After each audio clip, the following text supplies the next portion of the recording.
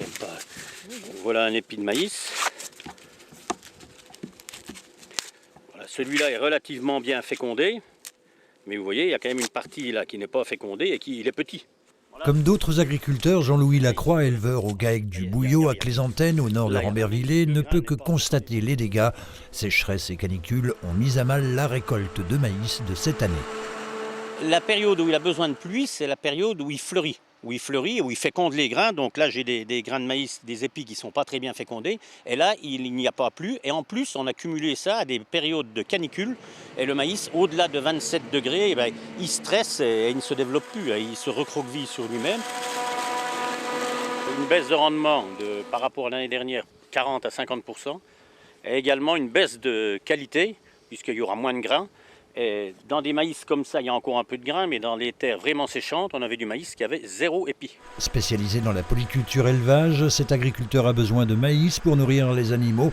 400 bovins, dont 160 vaches laitières, qui attendent que cette centaine d'hectares produisent suffisamment. Pour éviter le pire, l'ensilage a débuté un peu partout dans les Vosges d'ailleurs, avec 3 semaines d'avance par rapport à une année normale.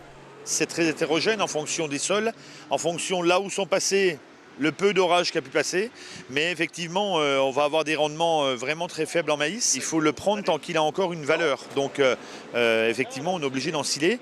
Tout ne sera pas ensilé effectivement cette semaine, donc il faudra voir le temps qu'il va faire la semaine prochaine. Ils annoncent effectivement du soleil à partir de la semaine prochaine, mais on espère qu'on ne va pas avoir des coups de chalumeau qui vont achever de détériorer le maïs et pas achever mais empêcher toute repousse d'herbe dans le département. Le fourrage, parlons-en justement, avec des pâtures complètement grillées. Après une première coupe, plus rien depuis juillet.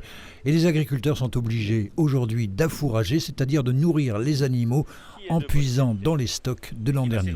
On a démarré il y a 1 mois et demi. Si on n'a pas de repousse d'herbe et qu'on est obligé de nourrir à 100% jusqu'au mois d'avril, là ça sera peut-être un peu compliqué. Les stocks ne suffiront peut-être pas. Toute la moitié nord de la France, toute la région Grand Est, enfin toute notre zone d'approvisionnement habituelle en fourrage est touchée de la même façon. Donc ça complexifie le problème, mais il faudra qu'on voit comment on peut trouver des fourrages pour que les exploitants en puissent passer l'hiver avec nos animaux. Pour éviter de décapitaliser, c'est-à-dire limiter le nombre d'animaux à nourrir en fonction des stocks de fourrage, car cela signifierait évidemment moins de viande, moins de lait l'année prochaine et les années suivantes, et donc des prix qui augmentent encore.